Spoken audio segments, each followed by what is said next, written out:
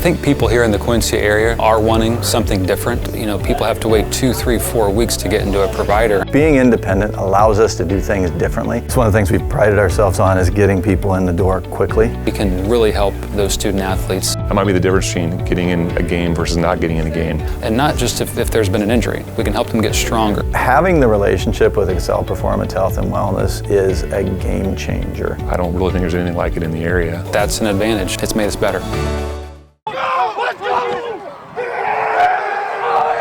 Ever since Monday, I came in and said, guys, we're going to return a kickoff against these guys. Let's just make sure they only kick it off to us one time.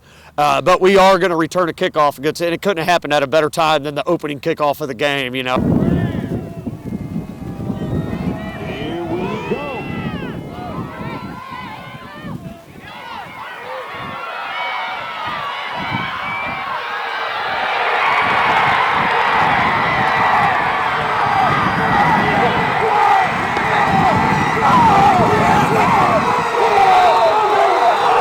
I just saw a seam and I hit it. I told Nick before the kickoff, probably like 5 seconds before, I was like, hey, they kicked this ball to me. I'm going up this right sideline, just block 6. So he's like, all right, bet. And it happened. I saw the seam, I hit it, and then off to the races, and it just felt great. I mean, seeing my teammates, Ben, everybody behind me, and just it felt amazing. I mean, there's no better feeling than that. On top of that, they tried to angle their kick to our guy that doesn't return a lot of kickoffs, and he made them pay for it. You know, Reid had a big game. He's had a great season. And just to add on to all the other stuff that the other guys have done, very proud of it. It gave us so much energy.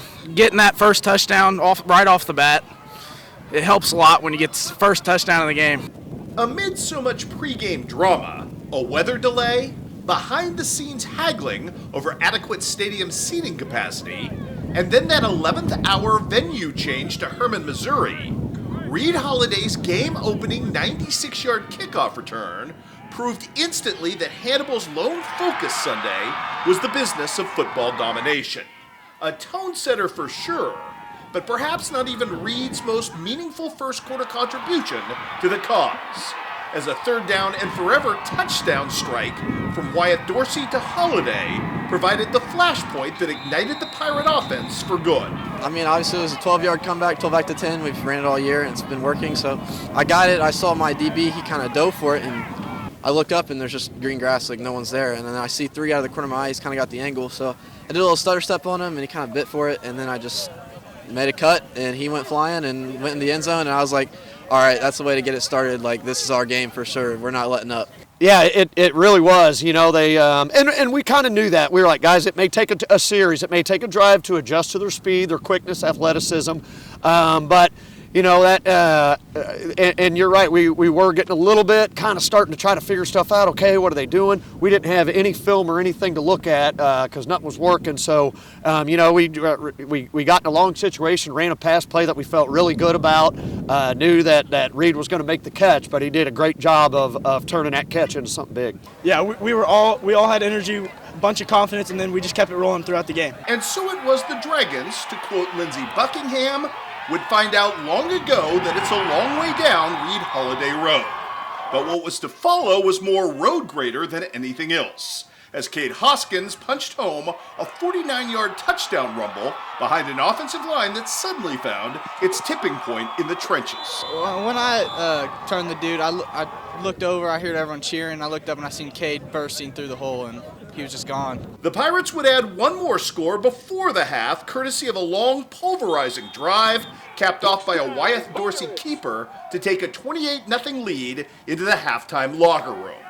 The onslaught would continue into the second half as well.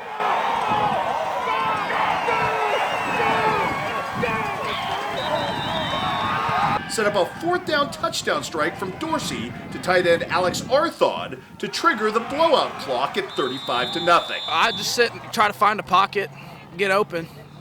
Ball comes to me. Linebacker Kason McAfee added the final score of the game via a pick-6 interception to punctuate a 41-0 win. Touchdown, a pick-6. I mean, I got the ball, seen a little open lane, and made a little stutter step, and I knew I had to score, you know. earning the program its third ever Show Me Bowl appearance and delivering on the simmering promise that this group has been chasing since this time last year. It feels great. We worked all year to get to this point. Now, finally did it. We're all worked as a team, played assignment football.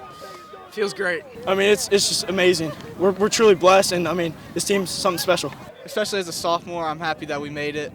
I hope to make state every year, and I'm happy that we made it. And coming Tuesday here at Muddy River Sports, we will dive headlong into the defensive masterpiece that was Hannibal's shutout victory over the St. Mary's Southside Dragons. And later on this week, we'll look ahead to the Battle of Kaiju that is next Saturday's title showdown with Kearney. Reporting from Herman, Missouri, I'm Muddy River Sports Director Chris Duerr.